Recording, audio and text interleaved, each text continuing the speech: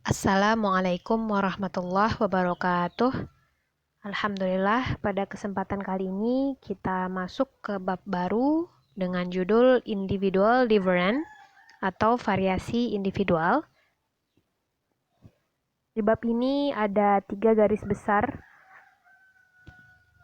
topik yang akan kita bahas, variasi yang akan kita bahas, yaitu variasi intelijensi, variasi berpikir dan gaya belajar, variasi kepribadian dan temperamen.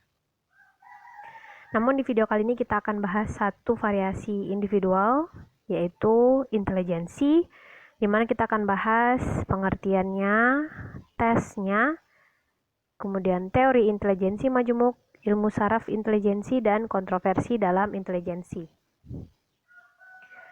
Intelijensi itu sendiri merupakan kata serapan dari kata bahasa Inggris intelligent. Jika diartikan di kamus secara harfiah, itu artinya cerdas atau pandai.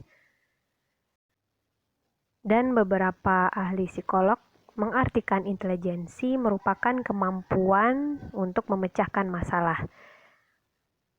Kita lihat di sini, intelijensi terdiri atas keterampilan pemecahan masalah dan kemampuan untuk beradaptasi dan belajar dari pengalaman. Namun, psikolog lain juga menyatakan bahwa intelijensi itu merupakan kemampuan seperti kreativitas dan keterampilan interpersonal.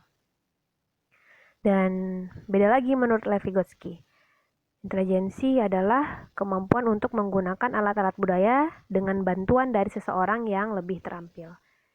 Sehingga karena intelijensi adalah sesuatu yang abstrak dan konsepnya luas, karena di situ meliputi aspek kognisi, bukan hanya kognisi, namun juga afeksi dan konasi, sehingga cara mendefinisikannya bisa sangat banyak dan dengan berbagai cara. Oke, kita lanjut tesnya, tes untuk mengukur intelijensi individual atau untuk mengukur IQ, yaitu Intelligence Quotient. Ada tes Binet. Tes ini dikembangkan oleh Alfred Binet. Tes ini sudah direvisi sampai saat ini, sudah 5 kali revisi, sudah edisi kelima, yaitu versi Stanford Binet yang kita pakai biasanya untuk tes IQ itu Stanford Binet. Tes ini mulanya tahun 1904, digunakan untuk mengidentifikasi anak-anak yang tidak mampu belajar di sekolah. Kemudian tes ini direvisi menjadi Stanford Binet, direvisi, dan kemudian hasil dari tes Stanford Binet ini sudah berdistribusi normal.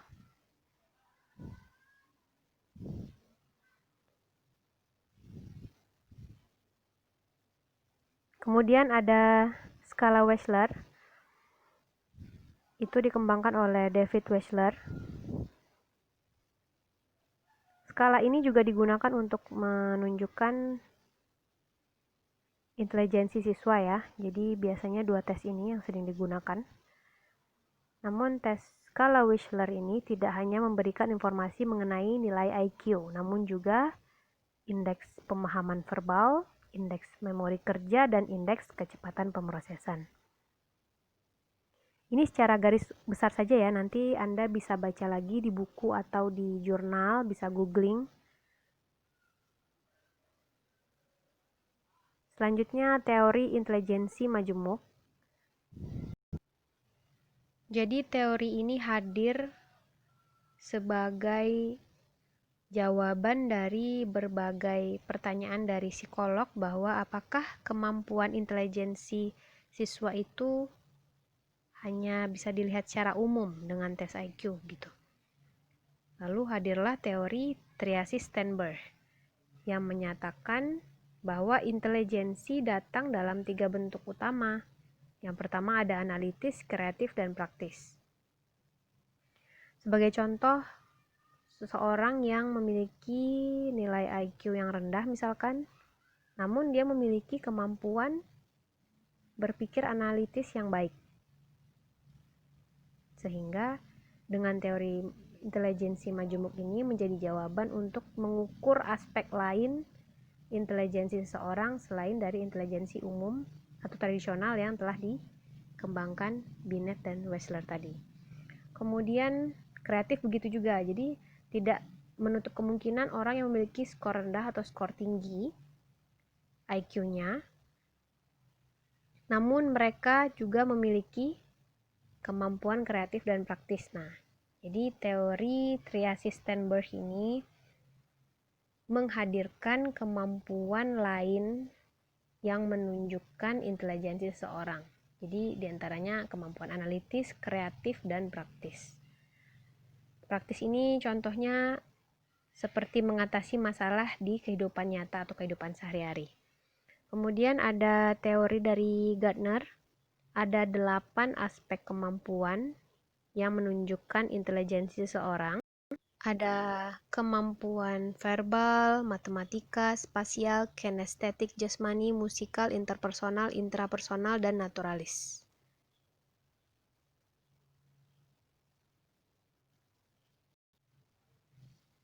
Kemudian teori intelijensi majemuk lainnya adalah teori yang dikembangkan oleh Salovey dan Meyer, mereka yang mengemukakan intelijensi emosional atau emotional quotient.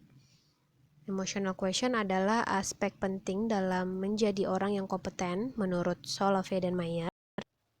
Teori ini menunjukkan pentingnya kemampuan untuk mengekspresikan dan memahami emosi secara akurat dan adaptif. Jadi maksudnya dia dapat mengendalikan emosi dan dapat mengontrol dan membawa diri dan dapat mengendalikan pengetahuannya. Jadi teori majemuk ini hadir untuk lebih menjelaskan bahwa intelijensi tidak hanya diukur dengan skor dari intelligence quotient saja, namun juga ada kemajemukan lainnya seperti yang dikatakan oleh teori triasis, ada analitis, kreatif, dan praktis, kemudian ada kemampuan spasial, matematika, verbal, dan kemampuan untuk mengendalikan emosi.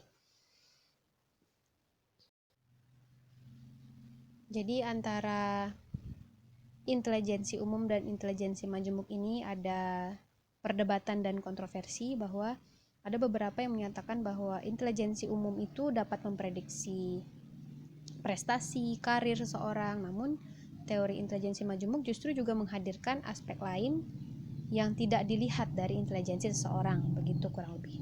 Anda nanti bisa baca-baca dan menambahkan di kolom komentar, silahkan lebih aktif lagi membaca dan memahami materi ini. Ini ada perbandingan intelijensi Gardner, Salovey, Meyer, dan Sternberg. Gardner tadi ada 8 kan, ada verbal, matematika, spasial, gerakan, dan ini enter ya, gerakan, musikal, interpersonal, intrapersonal, dan naturalistik. Nah sebenarnya aspek ini kalau dilihat juga termasuk dalam aspek analisis dari Sternberg. Jadi menurut Sternberg, verbal matematika itu sudah termasuk dalam kelompok analisisnya. Kemudian spasial, gerakan, dan musikal itu sudah termasuk dalam kreatif menurut Sternberg. Dan interpersonal dan intrapersonal termasuk dalam praktis. Kemudian Salovey dan Meyer itu terlingkup dalam interpersonal dan intrapersonal dari Gardner tadi. Bisa dipahami ya? Silakan nanti ditambahkan di kolom komentar Anda yang lebih aktif. Kemudian kita masuk ke ilmu saraf intelijensi. Di sini ada pertanyaan, adakah peran otak dalam intelijensi? Bagaimana menurut Anda? Silakan komentar. Tentu ada ya, karena intelijensi itu aspeknya salah satunya kognisi, di mana kognisi itu dipengaruhi oleh biologis, di mana biologis itu mengacu kepada perkembangan otak. Tentu saja otak juga berperan dalam intelijensi seseorang. Silakan ditambahkan tanggapan dari Anda di kolom komentar. Kemudian yang kedua, apakah ada korelasi antara ukuran otak secara keseluruhan dengan intelijensi seseorang? Di penelitian Luders, Rushton, dan Ankini, menunjukkan bahwa ternyata volume otak